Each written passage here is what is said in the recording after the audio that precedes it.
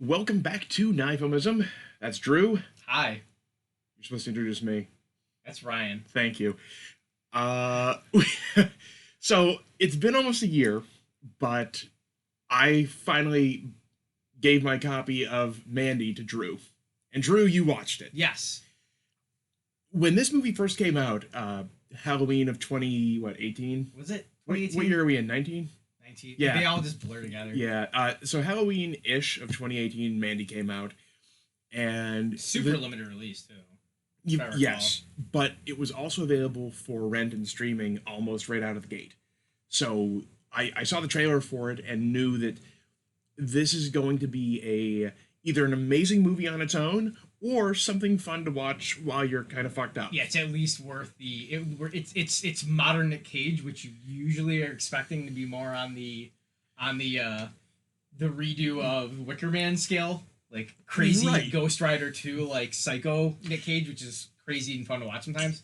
It might not be art, but I knew it at least would be entertaining. So Yeah. I'll put down the $5.99 to rent something new off of Amazon, and it ended up being one of my favorite movies of 2018. It's excellent.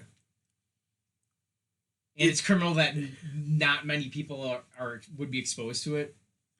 Well, realistically, how many places have you seen it? I mean, have you seen it on HBO or have you seen it No, I think the only Netflix places or... the only places that I actively have heard, like I've heard about it passively, as in terms of like it being sold to me, was you and half in the bag.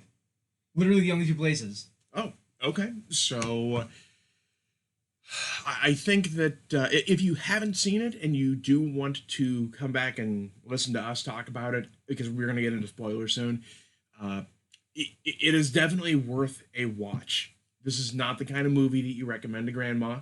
No. This is also probably not the kind of movie that if you're looking for something along the lines of National Treasure, Without that, without spoiling anything, it's like a John Wick movie in its simplicity, but people who only like your friends who are really into John Wick are probably not going to get this.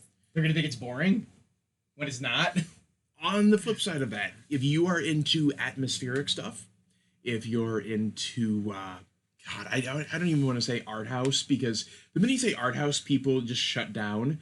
But this is what art house could be if it's on an acid trip, like in a good way. It's kind of like the natural progression of like what Tarantino was trying to do, which is trying to like make like grindhouse top tier movies.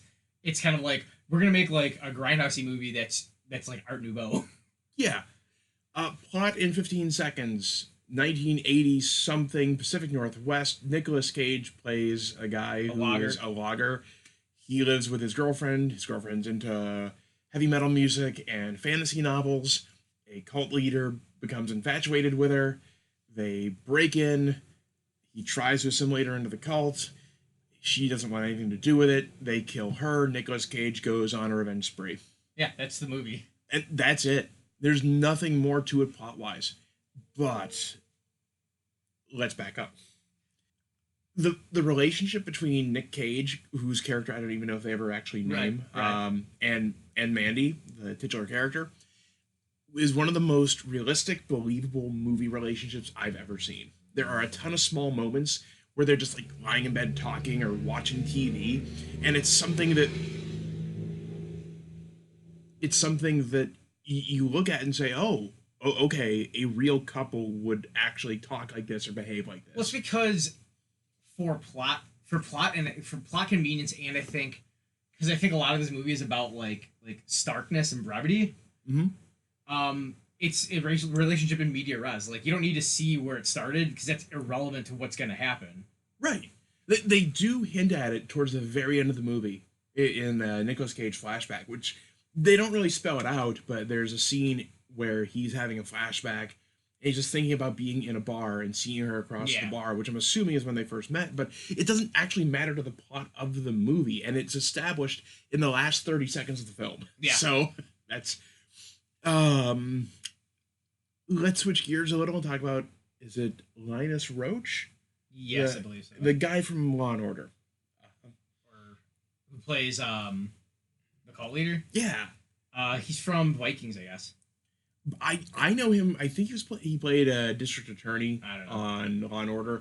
I've watched a lot of Law and Order. There have been so many hungover Sundays when It's just, you can count on TNT or TBS to just play it all day. Yeah. So, But yeah, Nick Cage they actually wanted Cage for that role, and I think that role going to somebody relatively unknown, other than like you said, if you watch a lot of TV and maybe you're like actively following just this bit actor, would have probably harmed the movie a bit because it would have made that character seem more important than he actually is.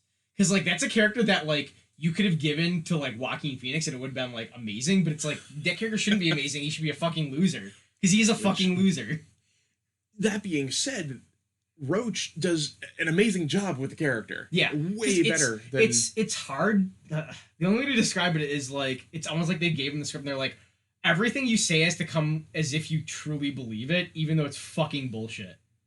And like he plays it to a T, like perfectly. Like you believe his character completely believes he's like God's chosen son and that he can do whatever he wants, even though he's just a fucking failed flower child. And every member of the cult is like you can look at them and you're filling in the background in your head of why this person or that person is a member of this bullshit extreme Christian cult. Like this person's a loser and can't find anything else, so he's attracted to the cult leader. The older woman clearly was infatuated with him, so she joined. And probably was just like, "Oh, I'm finally useful to somebody." Right. Even though she gets constantly berated. So it's interesting to note that the catalyst for the whole thing after they break into to the home of Mandy and Nick Cage is he's giving his spiel, which we should talk about because that record is but Mandy starts laughing. Just starts even though she's completely like blown out of like her mind. Right. But like they drug her. They're still like the core of like, no, I can see just bullshit, and it's just the best part because like he's just taken aback by like, no, stop laughing. Can you imagine Mike Stokasa in that role? Stop laughing. I think to like just let off base, but the best part about that is spoilers. There's male nudity. And male nudity as opposed to female nudity is always funny. Always funny. Even when it's not intended to be funny, like Eastern Promises. It's still funny. Okay, I was about actually going to debate you. It's still funny. Even if it's not supposed to be. It's still becomes funny. I don't laugh at Eastern Promises. No, that scene is not funny. Cringe. That scene is not funny.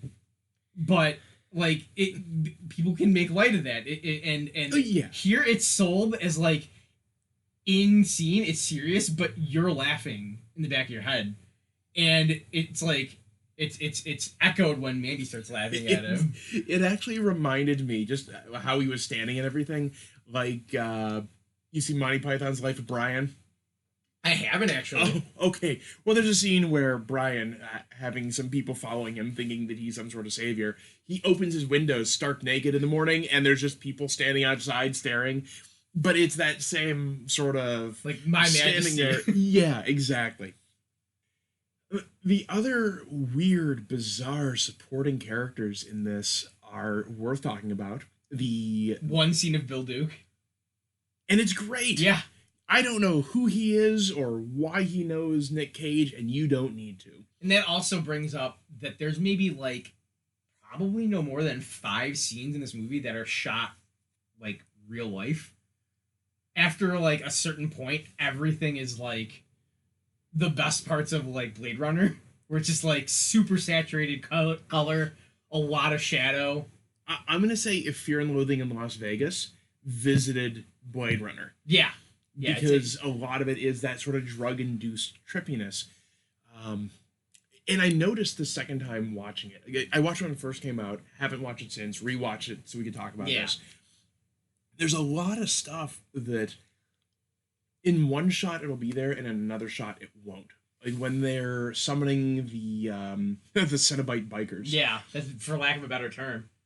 There's a scene, I think it was there, where you got your shot of everyone standing around doing their thing. Then it zooms into the MacGuffin, and at that point, there's a green strobe light flashing. And like a berm effect. Yeah. And it's so good because it makes you think, oh, like maybe this is an actual artifact or something, and then you realize no, it's all bullshit. But like Right. part of the movie is making you understand that these people treat these things as artifacts. Yes. But the fact that for just one cut of a few seconds, you see a green strobe light, and it's not present anywhere else in any of the surrounding Nope. scenes. But I had to rewind it. Was there green flashing? The whole movie fucks with your head in that way. Yeah. The Cenobite bikers are, again, spoilers. You think that there's something weird and demonic because they're summoned by the guys going out to the woods and blowing a horn of pumice conch. Yeah. I mean, it's like a pumice ocarina. Yeah, the horn of Abraxas, they Yeah. call it. And these weird Cenobite-looking bikers all show up, and it turns out they're not supernatural. They just took a really strong Batch of batch of acid, and they never stopped tripping. Yeah. And now they dress like they're straight out of Hellraiser. Yeah. That's like the only explanation for anything you're given in the movie. Is drugs? Yeah. But like specifically them, Oh, right. like Bill Duke, like after Mandy's killed, Nick Cage goes to his friend Bill Duke and he's like, "I need my crossbow. I'm going hunting. What are you hunting? Crazy evil. crazy evil." Speaking of which, he does say something about a weird Christian cult in that scene. And I'm kind of glad that for the 80s, they decided to go with a Christian cult instead of doing the whole 80s satanic panic. True. And I think that was intentional because there's a scene where Nick Cage is driving home, and on the radio, he hears a speech from Ronald Reagan. And he's talking about how Americans are getting more moral, and whatever percent now disapprove of pornography. And Nicolas Cage, they make a point of showing Nicolas Cage turning off the radio. And I think that's part of what, at least a little subtext in the movie, of that it's that Christianity is not something that is going to save the national zeitgeist. And yeah, the cult is a bunch of crazy religious Christian extremists. Yeah. Well, another sad thing that came to my mind is I'm like, of course this has to be set in the 80s because people like that, like Jeremiah, they just shoot up schools now. They don't. Yeah. They're not like this. I'm like, oh, it's not because of like, oh, the technology and you can be able to communicate and like, no, it's just no, people like that just kill people and then kill themselves. That's how things like are now. Right. But well, on that note. But yeah, he goes and gets his crossbow and then inexplicably forges a super giant like battle axe. We're not talking. But at this point, you don't care because you're in on the I want to see him kill all these people brutally trip. But the axe is something straight out of an 80s animated sword and sorcery movie. I think that's where you really start to dip into like the madness that's going to become the way the film looks. For the rest of us. The whole thing blurs reality. The whole thing. I mean, the movie is called Mandy. The final chapter is Revenge Spree because it breaks the movie into chapters and gives you a small title card. The final chapter is called Mandy, and the whole thing is about how she haunts the entirety of the movie. First, her memory is haunting Jeremiah, and then what happened to her and the memory of her haunts Nicolas Cage. But she is so into that whole fantasy genre that you question what's going on in the movie because you have to assume that part of it is just seen through the lens of what the mind of someone who's got a very active imagination could picture. And it blurs reality and fantasy, which is something that usually could be off-putting, but in this movie, in this context, it's fucking perfect. Yeah. There's never anything that seems like out of place. There's stuff that's anticipated because even though it looks different than what you expect, it still does like revenge flick like trope stuff, mm-hmm. and it still feels earned. Like stupid stuff like when he beheads the last like biker, I'm like, you better fucking light that cigarette on his burning head, and he does it, and I'm like, that's like the guy like Panos Cosmatos knows what kind of movie he's making, and for the people like There are things you want to see because you expect them in this kind of movie. And in any other movie, if this was a Bruce Willis, well, it was Bruce Willis that redid what? Death Wish.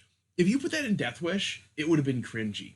In this, I mean, not that I saw Death Wish, but in this, it works where it should. It's not trying to make Red seem like more of a badass. It's just like no, because you're hooked emotionally. Right? Yeah, Red. You're hooked emotionally into what he's doing at that Okay. point. That you're just like, no, fuck yeah, I would do that if I were in that situation. And this horrible thing happened to me. Yeah, the massive line of coke off the broken glass.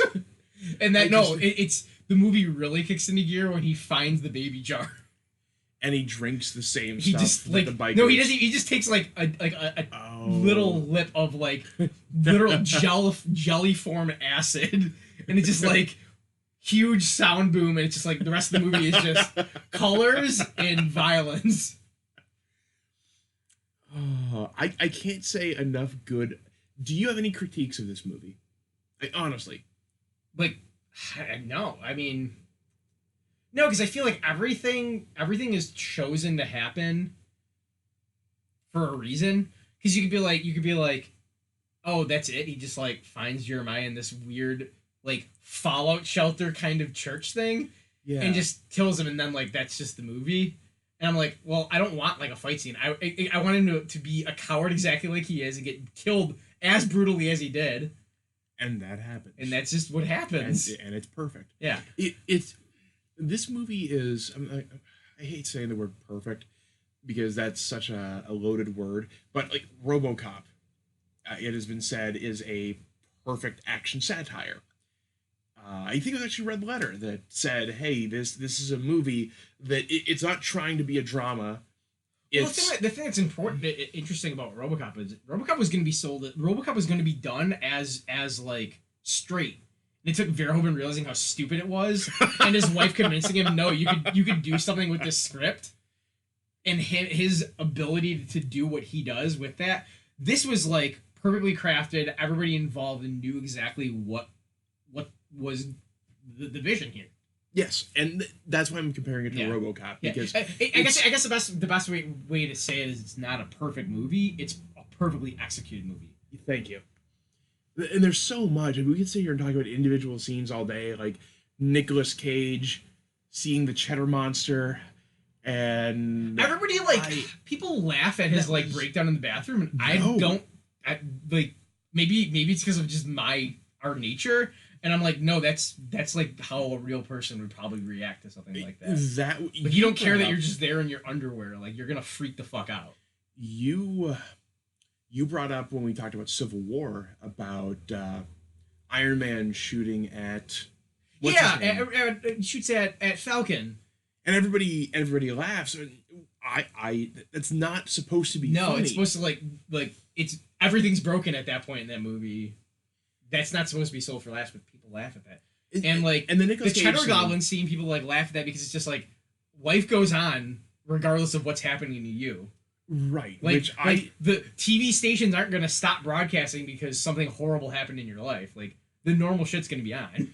And that really set in as I was watching that scene, and I didn't get any laughter out of it. I just got that uncomfortable feeling of if you've ever had a tragedy in your life and that moment where you realize that regardless of what's going on, life continues happening around you. Well, and it's the fact that it's not the movie thing of these people are superhuman and don't sleep or anything. Like, he doesn't immediately go and get revenge. He, like, passes out because he's fucking stabbed.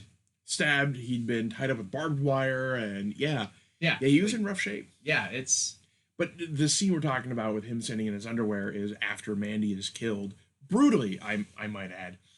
Right in front of him, he walks into the bathroom, grabs a bottle of vodka, and alternates between screaming, drinking the vodka, and pouring the vodka on his wounds. Yeah. And it's, yes, I understand. Oh, it's Nick Cage being crazy, and if that's... It's acting. Like, yes. Acting, capital A acting. Like, yes. In a movie like this, you would expect, like, no, we're going for a certain tone. It's like, no, that's a scene that would stand anywhere else. Let's talk about Nicolas Cage for a second. Where I think you need a director like Panos Cosmatos to really say, okay, Nicolas Cage has a specific set of skills. And if you're going to use him in a movie, you need to use him for those Yeah, skills. I just watched World of War recently, too. that's a great movie. Love that Underrated movie. movie. Yep. And I realized that, yeah, despite his reputation, Nicolas Cage can act, but you got to put him in the right role.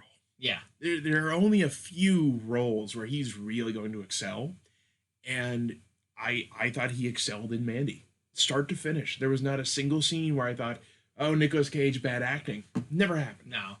He's that type that he'll ham it up if he doesn't care, or if that's why you hired him. Right, and that's just it. That's why they hired him Yeah. to really go over the top. And hey, could you play a drug addled revenge driven madman for an hour and a half? Yeah, Yeah, easily. absolutely. Earnestly at that too. But yeah, like we were saying, I don't know where it is, if it's streaming anywhere, other than just for purchase. It's worth seeing, however you can see it. Go and buy it. It's not that expensive. This is if you're tired of just your average garbage in terms of movies and you want something that is visually striking. Like Yeah. it's just purples It's and it's greens. basically made for modern HD. Like a movie like this would be good back in the day, but you'd be like, oh, imagine if they would have been able to make this now. Yeah, yeah. But just purples and greens and a weird saturated color palette that would not work in most movies, but for this one, it's Yeah, it's perfect. basically proof that you could, like, if you know what you're doing, you could just shoot a movie in the woods and have it look amazing. Well, then they went through afterwards and they use a grain filter. Like they Oh, made they tried it, to make it look more film. yeah. I think it's one of the better parts Yeah, of the movie. I think they have to for certain scenes because they want there to be less. With how HD is, you could see stuff in shadow, and it's like, Yeah. no, we want this to be hidden. It's a perfect mixture of the aesthetic of the 80s mixed with modern, I mean, computer generated post effects to really make the colors weird. And I really don't know how many shots were set up with actual weird like colored lenses on the set. Yeah, I don't know if that was done at all. I don't know if it was all digital. It doesn't matter. It looks good. yeah. Yeah. Just in closing, I mean, there's no hidden meaning to this movie. It's just a great version of something you've probably seen before that will seem new. Watch it messed up, watch it sober. You'll get different levels of enjoyment depending on your state of mind when you watch it. Both are worth it though. I've done it both times. So yeah, go watch Mandy. It's been out for almost a year now, Yeah. and if this is the first you're hearing of it, then that's a failure of the modern film industry. Yeah, I guess. So cool. That's it. Anything else? Nope. Yeah. All right. Cool. Thanks for listening.